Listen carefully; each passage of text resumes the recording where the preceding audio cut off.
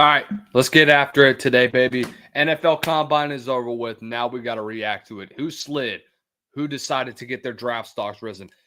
Let me tell you, we have a lot, and I am excited to talk about all of this and more. The UFL season, we have entered the month of March. It is football season once again. We are 26 days and counting till the start of the UFL season out in none other than beautiful H-Town, Texas, the Houston area. We lift a cheers to you as we head closer and closer to Houston, Texas for the Roughnecks and the St. Louis Battlehawks for the start of the 2025 UFL season. A toast to the UFL season. No, that is not alcohol. That is just my liquids, or that is my Powerade Zero that I have. Anyways, guys, thank you for hopping in on Inside the Huddle. I am your host, as always, Lucas Hill. Thank you guys for tuning in. We appreciate every single one of you. If you are tuned in to us on Instagram, make sure that you leave a comment. If you want your comment read, make sure you leave it down inside our Huddle chat down below.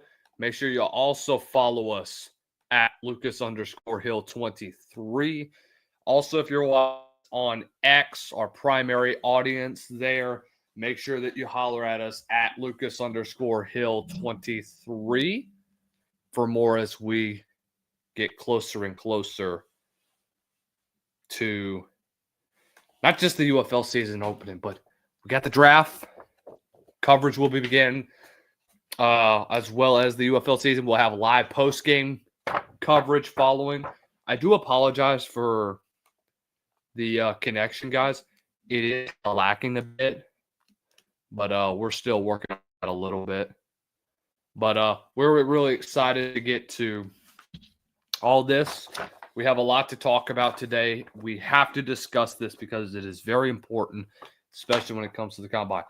If you're watching us on YouTube, by the way, make sure that you go ahead, give us a subscribe, hit that subscribe button. Make sure you turn on the bell notification so that you do not miss one single video that we are putting out. We are putting out content like crazy. We got a lot to talk about today. Let's get after it. So the 2025 NFL Combine is now officially in the books. Cheers to that as well. And I've been very, very excited to talk about this because I've been waiting for this one to come out. By the way, let me know what you guys think about the clean shave. My girlfriend is not happy about it, but I don't know what you guys think about it. Anyways, let's talk about it a little bit. There's a lot of concerns going into this one, and I think you'll be surprised on the winners and losers.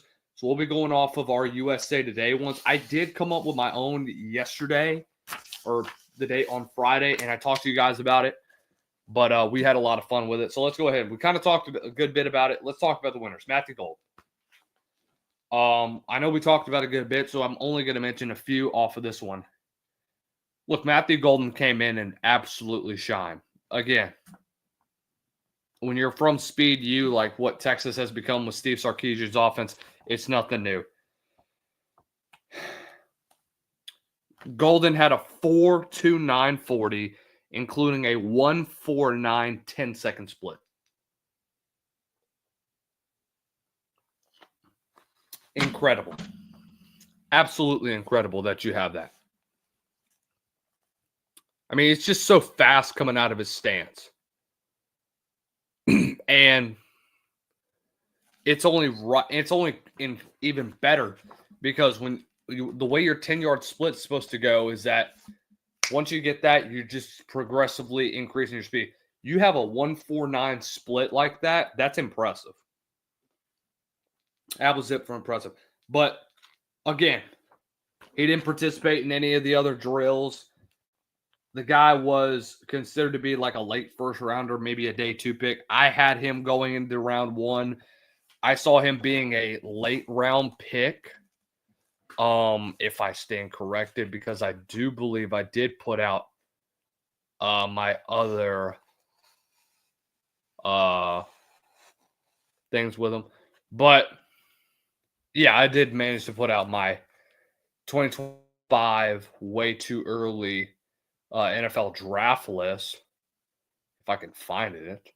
But while I found it, guys, but here's the thing, is that when you look at where he is and what kind of prospect you have, guys, Matthew Golden is a speedster.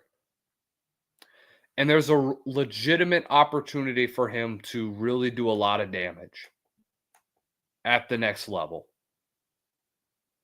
I do believe that there's a lot that if the Chiefs somehow get him, oh my God.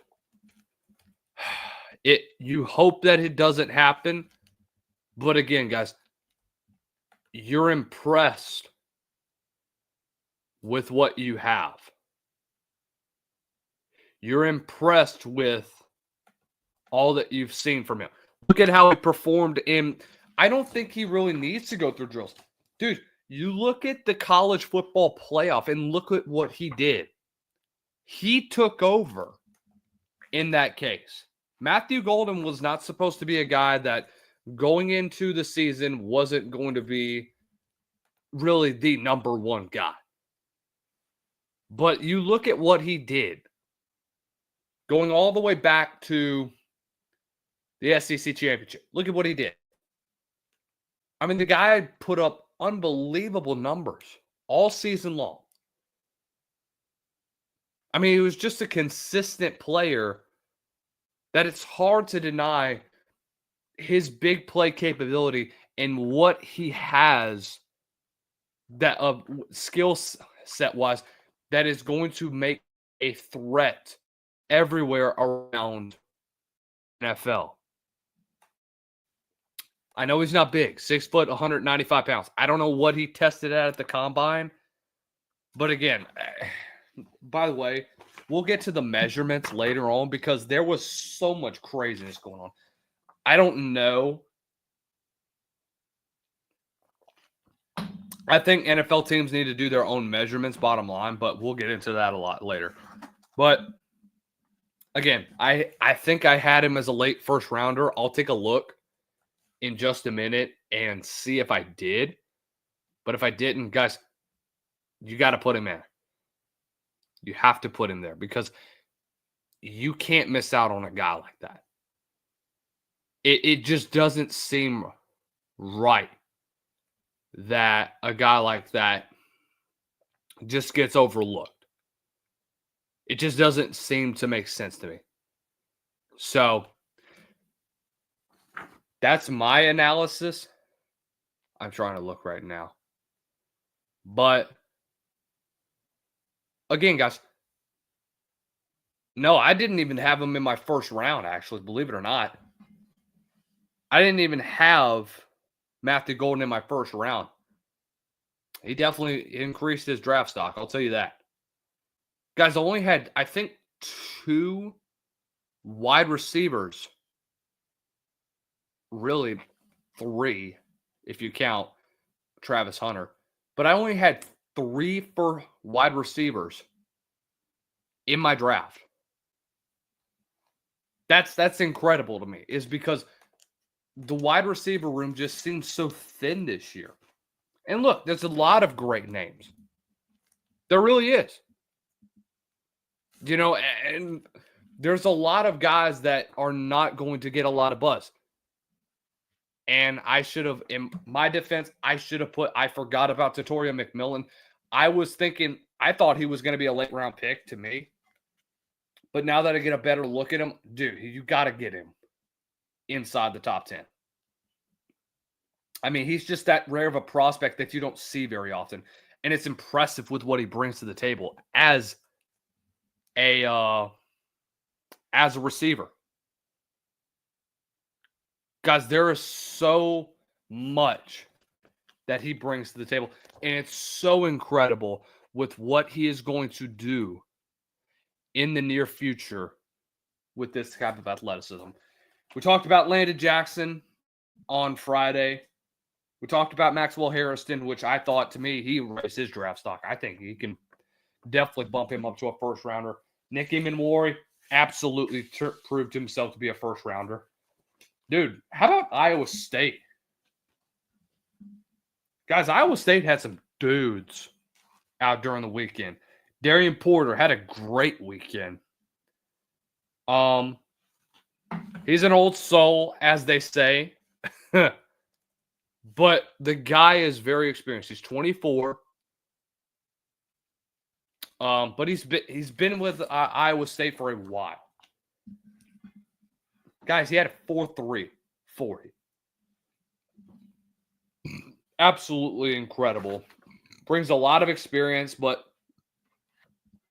can he translate that to the NFL? That's the biggest thing. Jalen Noel, Jaden Higgins, both had great performances. Noel put up a 4.3 940. Higgins put up a 4.4 740. Dude, Jalen Noel is an athlete. 41.5-inch vert and an 11-foot 2-inch broad jump. And hit 23 reps on the bench press at 194 pounds and 5'10". That was impressive for a receiver. That's not easy to do. That's not easy for anyone to do. I'm telling you. I mean, come on. It's unbelievable to me that we're seeing athletes like this come through. I think Jalen Noel definitely improved his draft stock because I think I would have had him probably fourth rounder. Guys, this dude is, there's just so much that you can get from a guy like Jalen Noel, even despite his size. Do not worry about what he's going to bring because the guy is an athlete.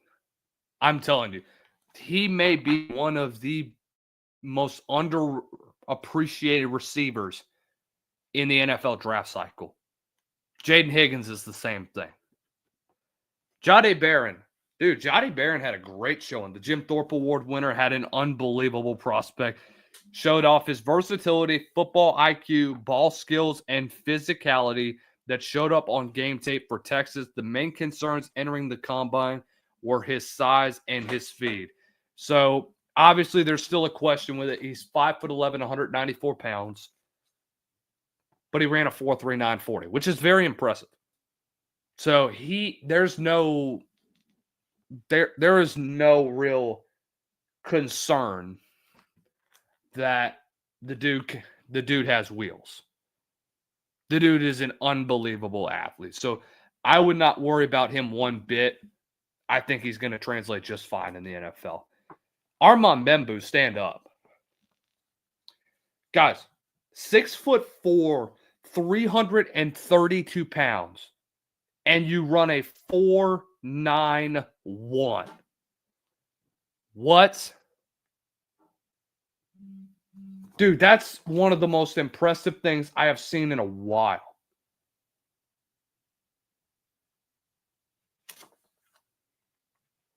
Guys, it's unbelievable. Just seeing an athlete like that. I don't think I've seen an offensive lineman roll like that in a while. This offensive line class is deep. Let me just tell you. Skill position-wise, not the best. O-line, D-line, you got plenty of them. This may be the best group that we've seen since 22. And I think it may go down as one of the best ever just because of what you have on tape and what you have with Kelvin Banks, with Will Campbell, with Armand Membu, with Jonas Saviena, with just so many guys on the offensive line. Josh Simmons, you could say, too. Gray Zabel, who's draft is considered going up, like Tyler Booker, like Josh Connerly. All of these guys that are going to be able to continue to develop as an offensive lineman. Armand Membou, to me, was probably my overall winner at the combine after what he was able to do. The dude had a 9'7" broad jump, a 34-inch vertical. Oh my God. That is impressive. Let's go to the quarterback position. So there wasn't a whole lot of quarterbacks that were participating, but Brady Cook had a great showing.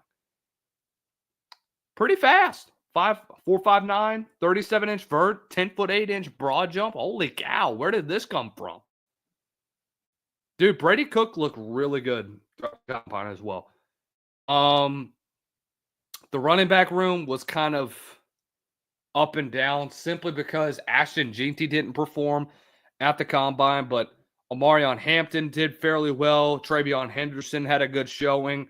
Quinshon Judkins all were able to back themselves up as day 2 picks. In the preseason, to me, I thought Omarion Hampton was going to be wide receiver or running back 1 and probably end up being one of the best running backs in the nation. At 6 foot, 220 pounds. Guys, the guy backed it up.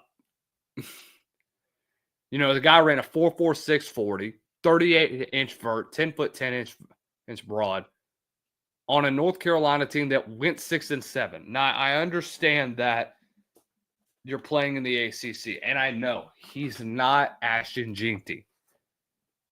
But guys, Omarion Hampton, you got to pay more attention to him. I don't know how he just flies under the radar like most of these other prospects. Everybody's focused on Ashton Jeanty. You forget about the running back room like Cam Scadaboo, like Travion Henderson, like Omarion Hampton, like Brashard Smith, like RJ Harvey, like DJ Giddens, Trevor Etienne, who honestly I thought Trevor Etienne was going to be running back 1 in this draft class. Just didn't show out. We talked about Shamar Stewart. All right, let's talk about the losers of this one. And this is one where I'm really interested. Isaiah Bond. Bond talked a big Worthy's record and came up very short in the 40-yard dash. The guy ran a 4.440. It's still impressive, but I think if he didn't talk before, this would not be big time. There's obviously consistency issues after this year. Didn't have the best year. I thought a lot of people, because I covered him, and a lot of people were expecting Isaiah Bond to have a big showing in 2024 once he got to Texas. But Matthew Golden was the guy that really took the spotlight, and Isaiah Bond was just a guy in the background. Bond struggled with injury too. Deep speed capability, phenomenal. That's fine. It's a 40-yard dash, to be honest. I don't think it's going to affect you at the end of the day. It's just like it didn't affect Brown Jr. Brown Jr. is underrated offensive lineman in the NFL, and he had a pretty crappy 40-yard dash. He had one of the worst in NFL history. But it's fine. I'm not worried about it one bit. Abdul Carter, injury 1. The status of his possible number one pick is now in jeopardy. He may need surgery ahead of the draft because of a foot injury as well as that shoulder injury that he played through against Notre Dame. So overall health, it's a big concern for a lot of teams trying to draft him. Do I think it's a big issue? I don't think so. I think he'll be just fine. But again, you never know. Mason Graham is another guy. He went down from 320 to 296. I don't know. Look, they said he didn't do great at combine drills. Dylan Gabriel didn't do great with accuracy. And look, that was an issue going into the NFL draft, was his accuracy issues and just his inability with his arm strength to compare to other quarterbacks that were here. Malachi Stark struggled, which I told you guys about on Friday. Guys, Will Howard struggled. But I'll tell you this. Shador is coming out.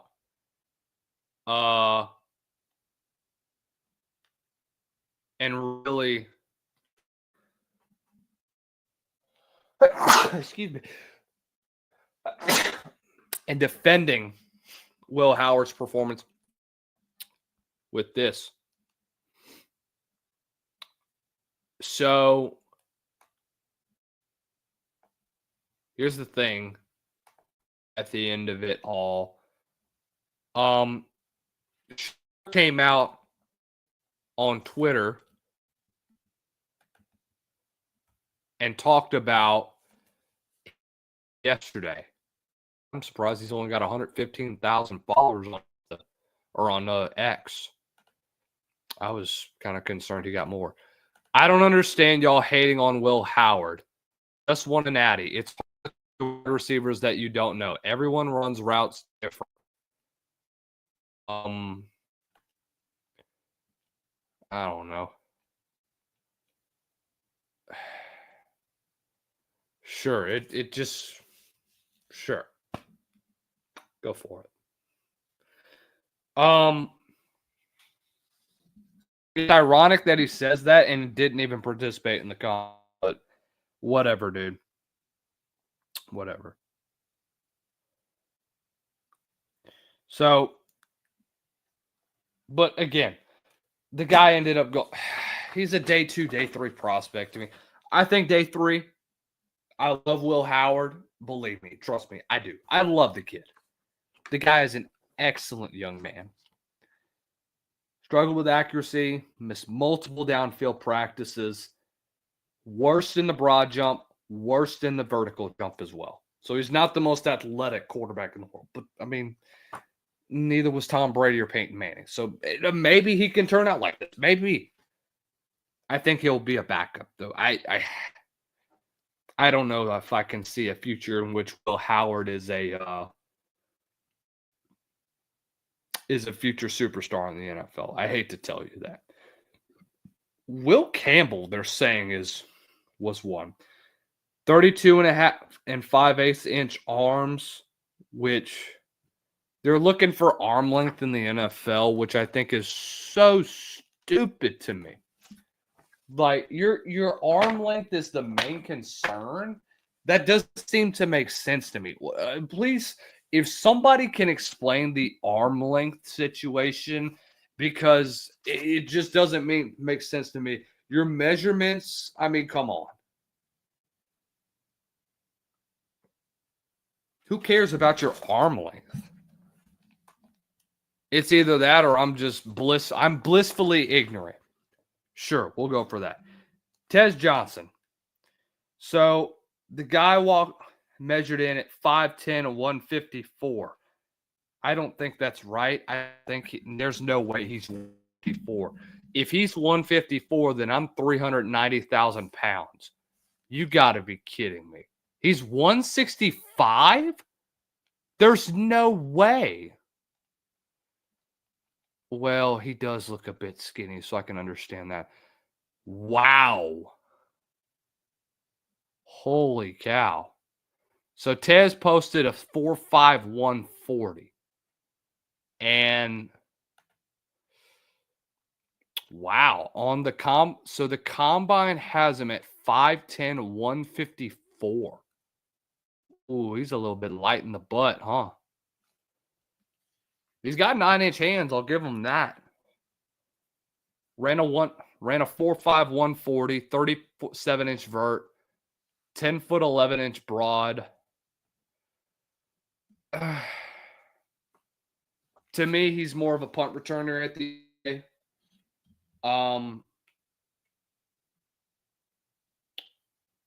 But I will say this: don't move him down because of your combine numbers.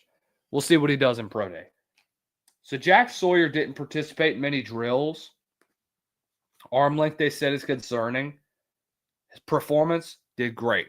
When are teams concerned about arm length now? There's no way. There's just no way that they're that concerned about the arm length. If we were concerned about arm length at the next level, then we I'm blissfully ignorant. Again, why does arm length matter in the NFL? Please, someone explain that to me. I don't understand one bit. And look, I can be as wrong as can be. The arm length is not going to matter at the end of the day when you talk about guys that are going to make a difference, when the film doesn't lie. When you look at the film and see guys that are making plays all around. When you look at guys across the board and see what you've been able to do. What Will Campbell did this past year. And you're going to me and say, oh, his arm length is not good enough for the NFL. Who cares? Why are we worried about arm length? I am completely ignorant. Again, I don't know anything about that. But at the end of the day, the tape doesn't lie. The tape does not lie. All right. Thank you for joining in Inside the Huddle. Want to thank our good friends over at vocalbreaks.com. Use code LucasHill10 for 10% off of your monthly subscription. If you want the best in audio production with the best AI technology out there, use our friends over at vocalbreaks.com. We're going to take a quick break. We'll be back. We'll have a lot more to talk about. We've got D-line coach talk. Over at LSU, we'll have my Big 12 quarterback rankings to be released. Stay with us. Are you a music producer, DJ, or just someone who loves to remix tracks? Well, say goodbye to messy, low-quality track separations and hello to vocalbreaks.com, the most powerful AI-driven music editing tool on the market. Unlike other separation tools, Vocal Breaks harnesses the most advanced AI model available, delivering crystal clear vocals, pristine instrumentals, and an unmatched precision, all online with no software required. You can extract vocals or instrumentals with studio quality accuracy. It's perfect for remixes, mashups, karaoke, and music production, and for a faster, cleaner, and more reliable than any other service. So if you want the best, don't settle for less. Go on over to vocalbreaks.com and use code LucasHill10 now and experience the full future of AI-powered music editing. That's vocalbreaks.com using code LucasHill10. All right, we're back once again, back on Inside the Huddle. Want to show you guys our Big 12 quarterback rankings for the first time. And we're going to break down why I have them at their specific rank. So, I have been looking forward to this one for a while. If you didn't watch last week's episode, I put out my picks for the top. I put out my SEC quarterback rankings. I got a lot of feedback from that, which was amazing, by the way. Again, thank you guys. Really appreciate that. So let's get this thing started. Let's see what we got here.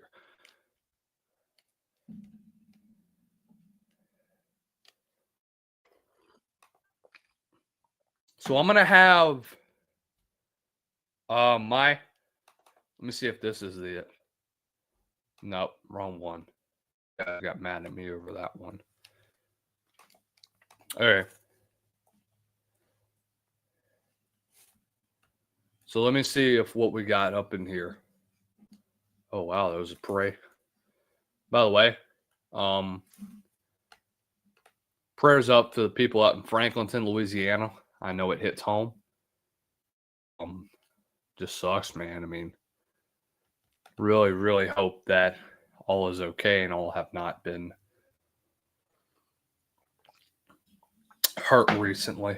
So we want to lift up that community in prayer, by the way. So let me go. Let's get this thing downloaded so we can share it with all of you. But anyway, I've been really, really excited to talk about this. And I've been really excited to kind of break all around the Big 12. I'm still kind of used to it, or getting used to the Big 12.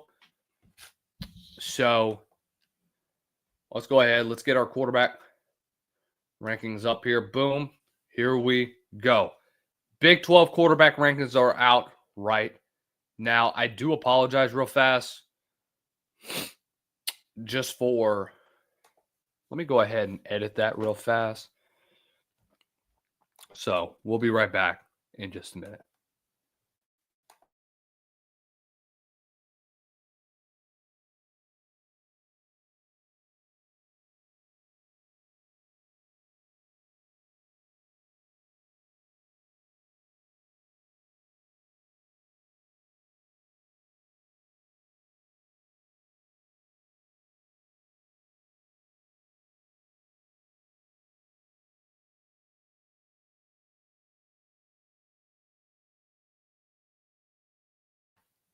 All right, here we go. And it's still not working. So here's what we're going to do. Instead of having that, I'm going to go ahead and put this on my Canva. And I'm going to show you guys what I have. And so, again, really excited to show this to all of you, so I can just get this on a new thing right now. 3, 2, 1. There we go. All right, so here we go. Your Big 12 quarterback rankings are finally out. So this is all that what I have. I have House Hingy at number 16 because of this. You have a brand new quarterback in if you're Oklahoma State. You don't know what to expect from them. Now, obviously, you're talking about a quarterback room that includes Garrett Angle, Malachi Smith, and Zane Flores. But you have a guy that was a TCU transfer. You have a guy that your offensive coordinator is following with you with Doug Meacham. Guys, it's his first full year of play time. What are we going to get from him? I'm not quite sure. But you have experience nonetheless. You have guys that can come in and make a difference. You have guys that you can trust. It's a big year for Mike Gundy. You cleaned house after last year. I understand. It was hard to get rid of a guy like Casey Dunn, who made an impact offense. But unfortunately, you just have not been able to get a lot done. Guys, I know it was tough for Mike Gundy. Casey Dunn had been with Oklahoma State and had been in Stillwater since 2011. I know it was a tough choice for him to make.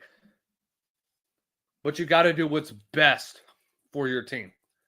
But he only had 15 carries with the Horned Frogs last year.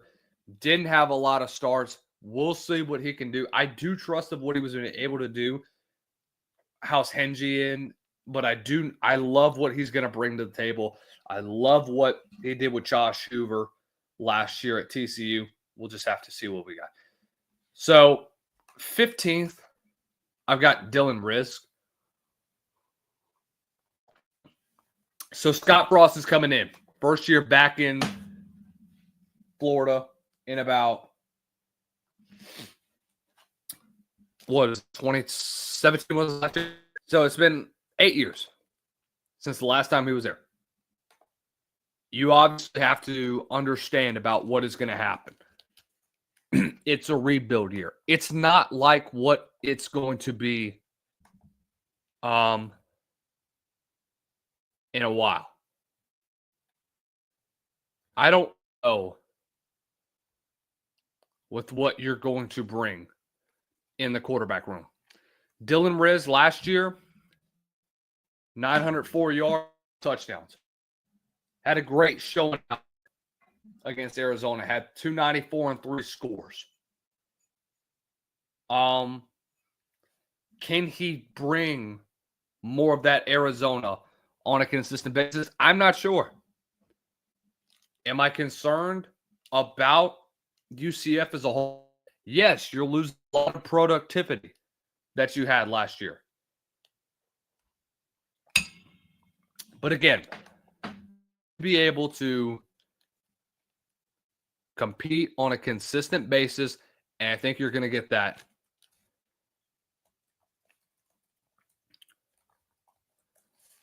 But again, we'll just see. If you don't know with what to expect from a guy like him, don't be surprised if he ends up popping up, by the way. Jalen Henderson and I have at 14. This is a close one, but I think this guy fits more of what Rich Rodriguez wants as a quarterback. Henderson is a really, really fun prospect, and I love what he's going to bring. So, played a couple years at Fresno. So didn't do a lot throughout the 2 years that he was there. I would have said that Jalen might have started over Marcel Reed had he not gotten hurt this past year. He's a dual threat quarterback. At the time, not a widely known prospect, was a top 50 quarterback coming out of high school, top 50 transfer quarterback as well.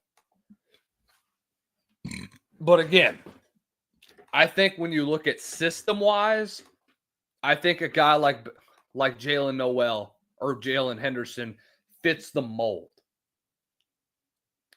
Look, Rich Rod has worked with several new faces at every level on offense. He's flashed promise. But again, we will see with what he's going to bring. As a quarterback, I would think he the starter. Nico Marichol was a guy that returned last year. He's an experienced quarterback, but I don't know if he's going to be the guy.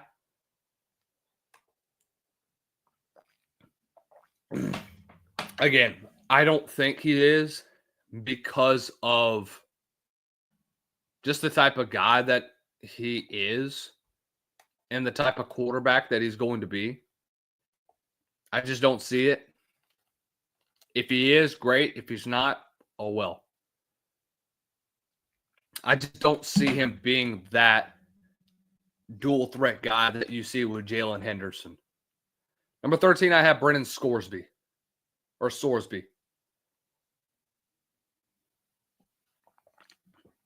You want to talk about a struggling Cincinnati offensive firepower that was in 2023?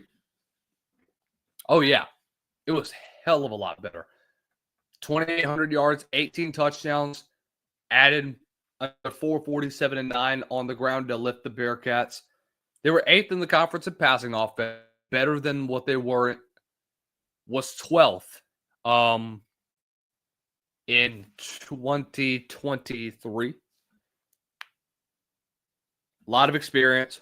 Sorsby is a guy that's been in an Indiana offense that really didn't revolve around him, but ever since he's gotten to Cincinnati, I think it's a much better fit for him. He can be kind of what Desmond Ritter was a couple of years ago, but again, it's a big uphill for him. You're not look, the guy can pop off. Against Iowa State, he had 13 carries for $143 in the score. and he only had 66 passing yards. I want to see him be more involved in the passing game as well, because he can. You saw it early in the season. You saw it against Pitt in that tight loss that he had. You saw it against Texas Tech. But I think down the stretch, it just seemed like the team just got so uncomfortable. I mean, remember, Cincinnati started off the year 5-2. They were 5-2 going into the October 26th game against Colorado. And all you had to do down the stretch, you had to win one game just to make it to a bowl game. And you couldn't do that. And I think primarily that goes in part to how your offense just wasn't able to get. I think with Soared, I think he takes a step up in 2024 or in 2025. And I think he's better than what he was last year. He used to be. Love I have Devon Dampier. Devin Dampier. Dude, he's going to be good. Was very, very rated at New Mexico. But the biggest issue that I do have with him is this. Look good. Make no mistake about it. There's plenty of poise in the pocket. Just plenty of rushing capability. 2,700 yards passing, 1,100 yards rushing. But his touchdown to interception ratio is what concerns me. His passing accuracy is what concerns me. I know a lot of media out that have been, but the biggest concern for me is just his accuracy. If he can improve in that, he'll be much better. And I think with a coach like Kyle Whittingham, he's going to be a lot better. I think he'll be much more fluid. Jason Beck is going to follow him along with him. It's going to be an easy transition. Make no mistake about that. But I think Whittingham is also going to be involved with the development of him.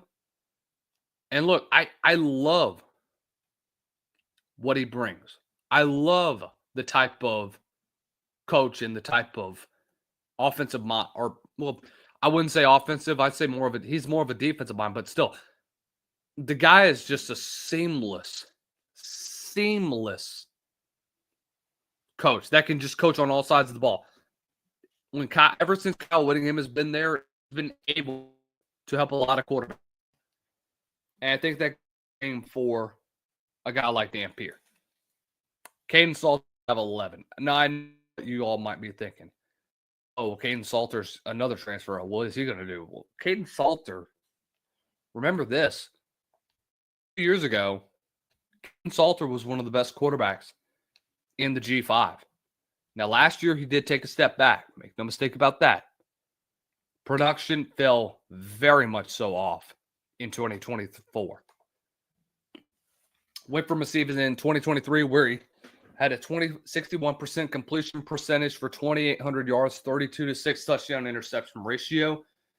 2024, it was a struggle, man. I don't think it helped that a lot of the talent that he had in 2023 left for the draft / the portal. But I still think he could have. I still do think he was kind of underrated. I will say underrated, but underperformed, I guess. I think with a guy like Caden Salter, you're getting a dual threat guy. Rushing wise, I think he tried to be more of a pocket passer. And that's just not him. So we'll see what Colorado can do with him. That's all I'm going to say. I don't know what to expect from him, to be honest with you. The kid is going to be having a lot of competition with him and Julian Lewis. I think that's a really, really, really interesting battle out in quarterback land, out at Colorado to take over for Shador. It's going to be interesting, man. It's going to be a really, really, really interesting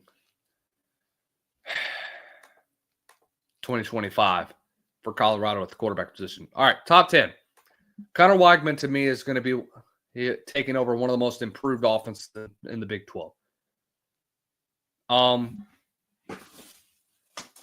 When you step on the field, he just provides a start. I don't think in 2025, after coming back from injury, he never was comfortable. But the guy can produce in big games. Look at what he did against LSU in his freshman year. Look at what he did against Miami. I think a healthy Connor Weigman is going to lead a team like Houston to a bowl game in 2025. Mark my words, I know it's going to happen. Number 9, I have Noah Fafita. Now, you could think I'm crazy for thinking this, but I'm telling you, it's ordinary. I do see a situation where this is legit.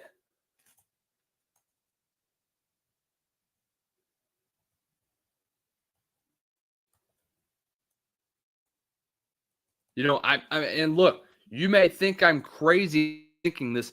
Noah Fafita is a very talented quarterback. What happened in 2024? Of course, it hurts that you lose Jed Fish. Now you had a really, really rough showing in 2025 or in 2024 with Brett Brennan. Brett Brennan is a interesting coach. Let me just say that.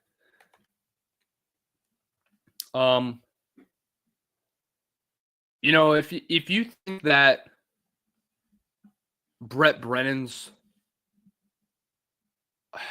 if you really think that Brett Brennan is the guy at Arizona, I think you're wrong.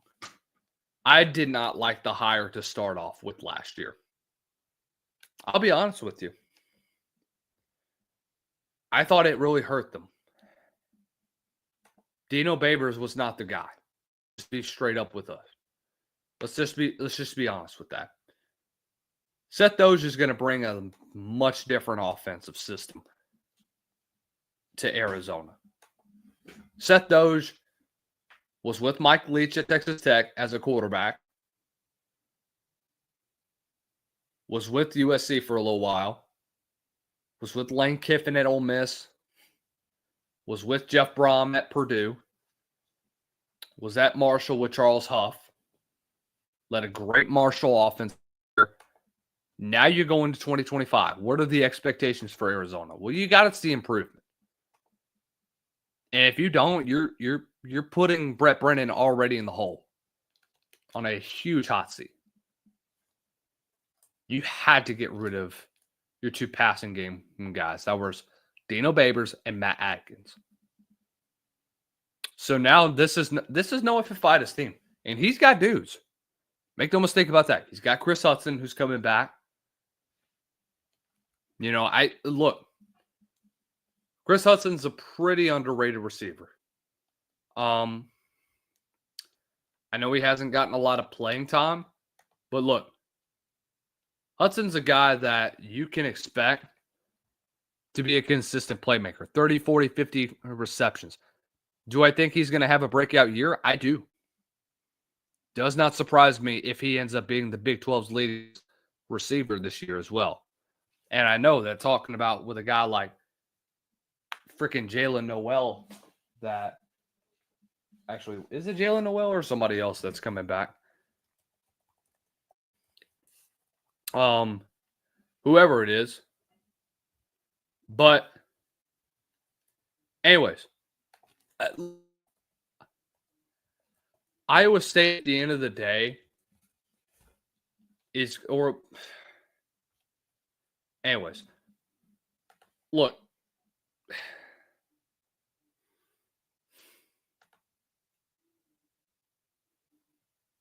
here's what I'm getting at. By the way, it was Jaden Higgins that Noah Fafita has to show improvement. because of what he's shown already on tape. He's shown that he can be best quarterbacks in the Big 12. And I think he can prove that. He's shown it against good competition, like against Oklahoma in the Alamo Bowl in 2023. He's just got to get on a consistent pace. That's all he has to do. Number 8, I got Jake Retzlaff, BYU. Jake Retzlaff, hell of a start to 2024. Now, it was really hard going up against a guy like Jerry Bohannon. But boy, BYU came out and popped off. Jake Retzlaff is going to be a really, really underrated quarterback in the. The thing about him is can he be consistent? Because look, even in some of the wins, he had a 57% completion rate. You saw games where he would look unbelievable, but you never saw him really take over a game whatsoever. You could say, well, he took over the Oklahoma State game. Sure. But what about big time? What about the last 3 games? You laid a brick against Kansas, brick against Arizona State. You certainly didn't impress me against Houston when you went 8 of 19. When you threw 40, you had a 42% completion percentage. I know he's a tough kid. Jake Retzlaff is a tough kid. I'll say that. But again, he just does not impress me. And the defense basically carried in the game against BYU. Let's just be honest. Sorry. And if you don't like it, that's fine. I don't care. I just was not impressed whatsoever with Jake Retzlaff. I was thinking about putting him lower than 8. But I just know that he still has room for improvement. Jalen Daniels. Jalen Daniels, to me, has always been a quarterback.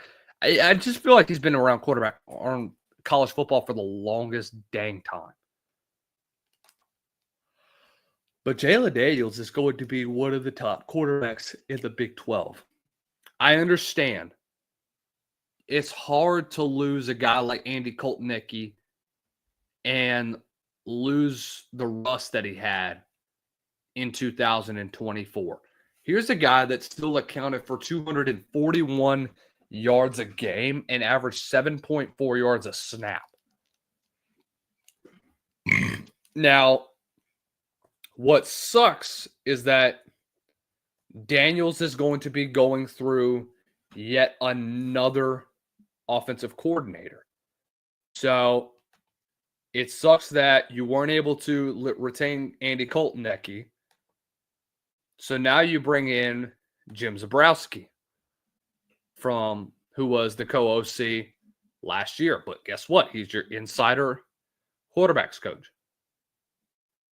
I think you could potentially keep him around. I really do. You also bring Matt Euros, who former senior analyst, took over as Nevada's offensive coordinator for a while. Now he's back at Kansas. Matt Luke, a really, really interesting offensive coordinator. How can he help in his development? Nevada's offense, I'll say this. Nevada looked pretty impressive. I understand that it was your toe, and I know they went 3-10. Guys, their offense in 3 games looked really, really impressive. They have potential there. Make no mistake about that. But they still have a lot of work to do. But if they're able to stay around a lot of games, then that's the type of mentality that Jeff Tuck is going to bring. All right. Number 6, I got Baron Morton. Baron Morton, to me, has been one of my favorite Big 12 quarterbacks. And to me, it just doesn't make sense